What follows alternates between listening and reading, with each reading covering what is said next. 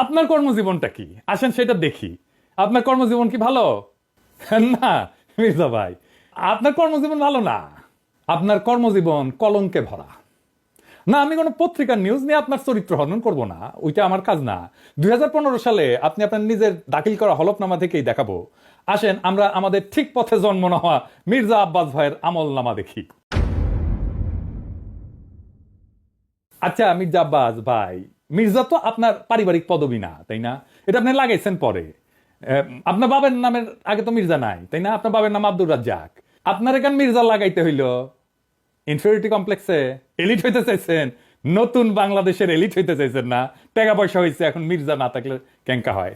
অসুবিধা নাই, বাঙ্গুল্যান্ডে এভাবেই সব এলিট গড়ে উঠছে, ওই যে সোহরাওয়ার্দীর বডিগার্ড থেকে। আচ্ছা যাই হোক, মির্জা আব্বাস তো এটা ব্যাংকের মালিক, জানেন তো? ঢাকা ব্যাংক 1995 সালে ব্যাংকটা প্রতিষ্ঠিত হয়, মির্জা আব্বাসই প্রতিষ্ঠাতা। এই ঢাকা ব্যাংকটা দেশের প্রথম দিকের বেসরকারি মালিকানায় প্রতিষ্ঠিত ব্যাংকগুলোর মধ্যে অন্যতম ব্যাংক। কোনো সমস্যা হয়নি। অনেক ব্যাংকের সমস্যা হয়েছে, জয় বাংলা হয়ে গেছে হাসিনার আমলে। মির্জা আব্বাসের ব্যাংকের কোনো সমস্যা হয়েছে? হয় নাই। হ্যাঁ, তো ব্যাংক প্রতিষ্ঠার টাকা পেলেন কেমনে মির্জা আব্বাস ভাই? আপনার ফ্যামিলি কি জমিদার ছিল? আপনার আব্বা কি করতেন? আসেন আমরা এবার দেখি ওনার আব্বা কি করতেন।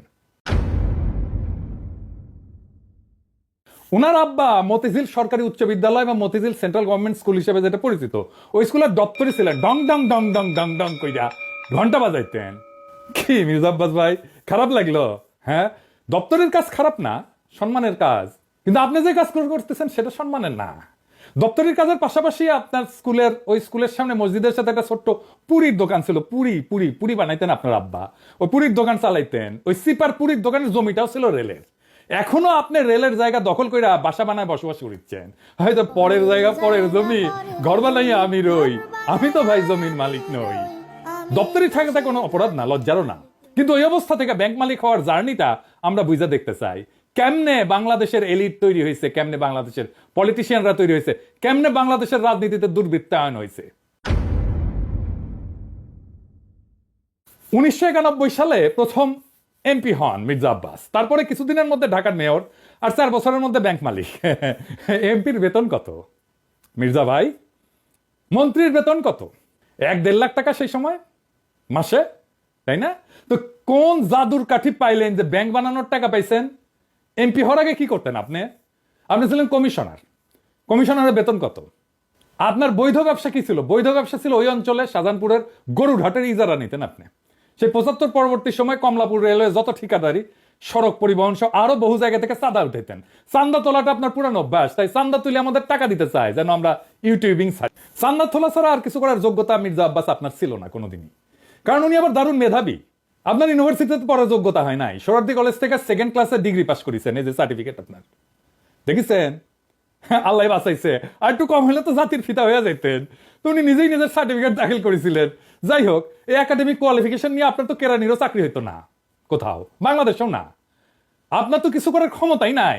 ইউটিউবে টাকা পাওয়া যায়, কথা সত্য। বই লেখাও টাকা পাওয়া যায়, শিক্ষকতা কইরা, অভিনয় কইরা, কবিতা লিখা, গান গাইয়া টাকা পাওয়া যায়, প্লেন চালালেও টাকা পাওয়া যায়, রিক্সা চালালেও টাকা পাওয়া যায়।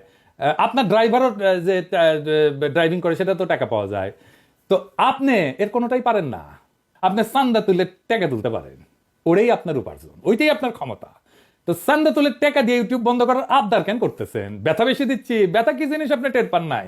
আপনার তো কোনো স্কিল সেট নাই, আপনি কোনো কিছু করে উপার্জন করতে পারবেন না, তাই আসছেন রাজনীতিতে। এটাই বাংলাদেশের রাজনীতির মধু। আপনি ব্যবসাও পারেন না, তাই পারলে এন্টারপ্রেনার হইতেন। তো সম্পদ তৈরির জন্য চান্দাবাজি করেছেন, করেন, এখনো করেন, বোঝা গেল। কিন্তু কোন জাদু বলে ব্যাংক বানাইছেন সেটা আমরা খুঁজে দেখবো, গলায় পাড়া দিয়ে এটা বের করবো। আমরা আরো আগে যাই, 1971-এ। আপনি তখন মোটামুটি দামরা, কলেজে পড়েন। আপনি নিজে দাবি করেছেন আপনি মুক্তিযোদ্ধা। শোনেন, পরবর্তীতে আমরা মুক্তিতে যাই এবং দেশের স্বাধীনতা যুদ্ধে অংশগ্রহণ করি। এটা আবার বিএনপির পেজ থেকে শেয়ার দেওয়া। এই বক্তব্যে উনি বলছেন মুক্তিযুদ্ধে কি করেছেন সেটার কোনো কিন্তু উল্লেখ নাই। 25শে মার্চে কি হয়েছে, শাহজাহানপুরে ওনার বাসা থেকে কি দেখেছেন, ওইটুকুই শুধু বলতে পারেন, তার বাইরে আর যাইতে পারেন না। তার বাইরে গেলে জিয়াউর রহমান মুক্তিযুদ্ধের ঘোষণা অমুক তমুক ওই জায়গায় চলে যান। উনি কোথাও মুক্তিযুদ্ধ করেন নাই। কোন সেক্টরে যুদ্ধ করেছেন, কোথায় ট্রেনিং নিছেন, কারা ছিল সহযোদ্ধা? মিছা কথা কইতে লজ্জা লাগে না মির্জা আব্বাস? এটা চেনেন? 1971-এ পাকিস্তানি বাহিনী তার নাম শুনলে কাপড় নষ্ট করে ফেলতো। ঢাকার গেরিলা মুক্তিযোদ্ধা সাদেক হোসেন খোকার দলের। আমি তার কাছ থেকে জানছি আপনি মুক্তিযুদ্ধ করেন নাই। এমনকি আপনি এই যে যারা মুক্তিযুদ্ধ করছে একই সময় ঢাকায়, আজম খান, ইকবাল সুফি, আলমাস লস্কর, কাজী মোহাম্মদ হেদায়েতুল্লাহ, মোহাম্মদ শফি, খুরশিদ আব্দুল মতিন, আবু তাহের, মোহাম্মদ বাশার, খন্দকার আবু জায়েদ, জিন্না, ফরাদ জামিল, ফুয়াদ, মোহাম্মদ শামসুল হুদা, ডক্টর নিজাম, জাহের, কুসি, ঢাকার মুক্তিযুদ্ধের সেই উজ্জ্বল নামগুলা কারো বন্ধু সার্কেলের লোক আপনি ছিলেন না। 1971 মুক্তিযুদ্ধের যাওয়ার সাহস হয় নাই, আজ আসছেন 71 বাঁচাইতে, দ্বিতীয় স্বাধীনতাকে অস্বীকার করতে। বাহ বাহ, চমৎকার চমৎকার। আর এক জাফর ইকবাল রাজনীতিতে আবার বলছেন আমরা নাকি হাসিনারে যারা সমর্থন করছে সে ব্যবসায়ীদের বিরুদ্ধে কিছু বলি না। মির্জা আব্বাস কি শুক্রে 8 দিন হইলে আমার ভিডিও দেখেন, তিনি কি কাউরে ছাড়িছে?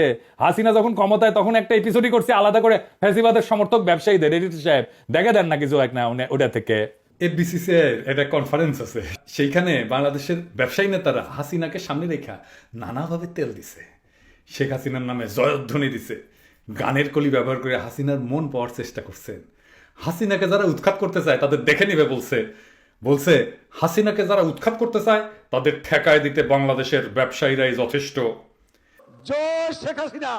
কিন্তু হাসিনা যাওয়ার পরে আপনার সামনে কেন সময় টিভির মাইক্রোফোন এডিটর সাহেব বড় কইরা দেখান, মাথার উপরে কেন চ্যানেল 24 এর লোগো? ওরা কি আপনার দুলাভাই লাগে নাকি আপনার চান্দা দেয়?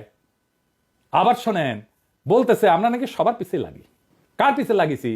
ইন্ডিয়ান লেসপেন্সারি যারা করে তাদের পিছে লাগিছি। প্রফেসর ইউনুসের পিছনে নাকি আমরা লাগবো, অবশ্যই লাগবো যদি প্রফেসর ইউনুস ইন্ডিয়ান লেসপেন্সারি করে। ইন্ডিয়ান লেসপেন্সারি বাদ দেন, তারপরে আইসেন আলাপ করতে।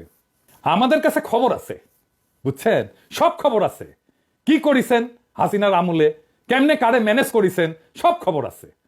আপনাদের দলের লোকেরা বলে সোশ্যাল মিডিয়া কিছু না, মাঠের রাজনীতি, ভোটের রাজনীতি আসল। হ্যাঁ আসেন সোশ্যাল মিডিয়া নিয়ে কি করে বিএনপি দেখি। বিএনপি প্ল্যান নিছে যে তাদের ফেসবুকের পোস্টে তো কেউ যায় না, মাসি মারে ওরা নিজেরা বসে, তো স্পন্সর পড়তে পয়সা খরচ কর, টাকা খরচ কর, তা করবে না তারা। বট রিয়াক্ট, বট মানে বুঝেছেন তো, যন্ত্র থেকে ওই যে লাইক শেয়ার দিবে, বুঝেছেন, কমেন্ট করবে, বট দিয়ে রিয়াক্ট দেন। দেখেন সব ভিয়েতনামের আইডি, দেখেছেন? হ্যাঁ, আপনারা বিএনপির পোস্ট দেখবেন যে হাজার হাজার লাভ রিয়াক্ট পড়িছে, ভালোবাসা রে বন্যা বয়ে যাইতেছে, আপনারা প্রভাবিত হয়ে যাবেন। আরে বাপরা সর্বনাশ, ভালো কাজ করিছে তো, ভালো কথা, আমি একটা লাভ রিয়াক্ট দিয়ে দিই। মানুষের সাথে এরকম প্রতারণা করতে পারে কেউ? আওয়ামী লীগ এরকম প্রতারণা করে নাই জনগণের সাথে, বিএনপি যেটা করছে দেখেছেন। এটাই আপনাদের জার্নি, এটাই বাংলাদেশের রাজনীতি, এটাই হয় মন্ত্রী, দলের শীর্ষ নেতা। আর একাডেমিক যোগ্যতায় কেরানি হয়ে যার জীবন পার করার কথা ছিল, সে হয় মন্ত্রী।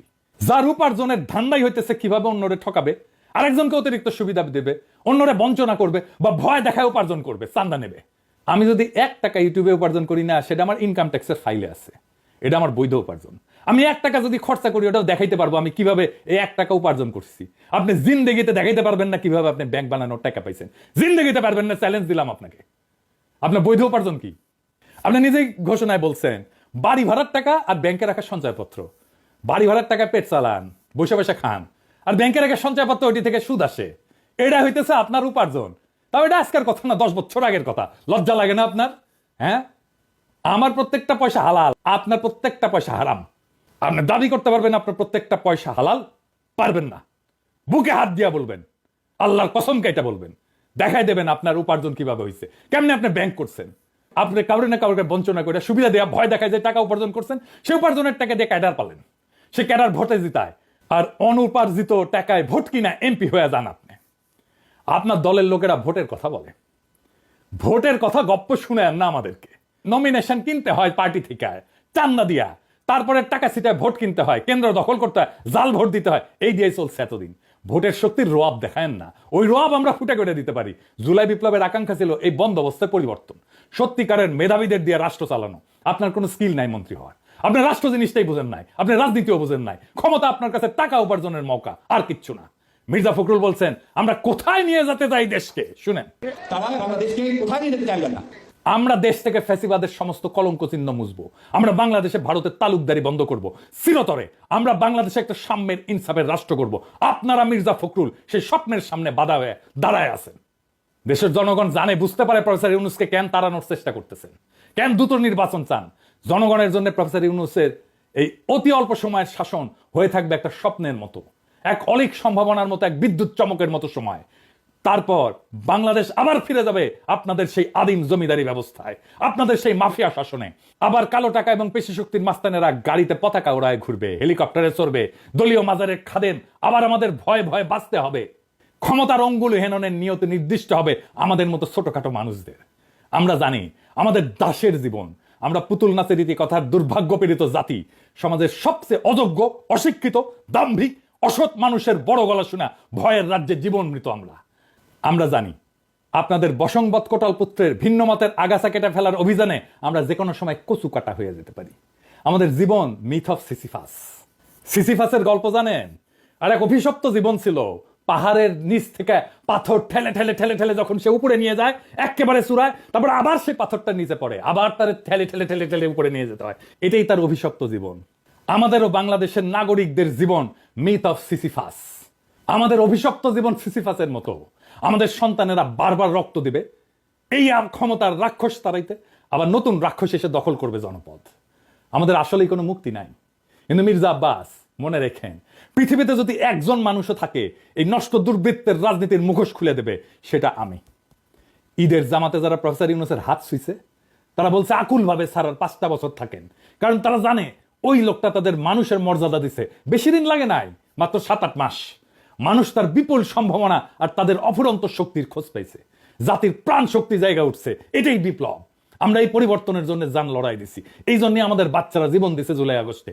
এটাই বিপ্লবের রুহানি প্লাবন। সেই বিপ্লবের আইকন আজকে প্রফেসর ইউনূস।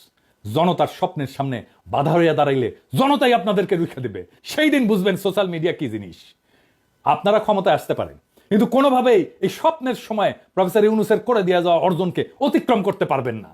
আপনাদের সেই পরাজয়ের কথা এখনই লেখা হয়ে গেছে, প্রত্যেক দিন লেখা হচ্ছে। এই নতুন বাংলাদেশের স্বপ্নে যারা অন্তরায় হয়ে দাঁড়াইছে তাদের ভবিষ্যৎ অনিবার্যভাবে ম্লান।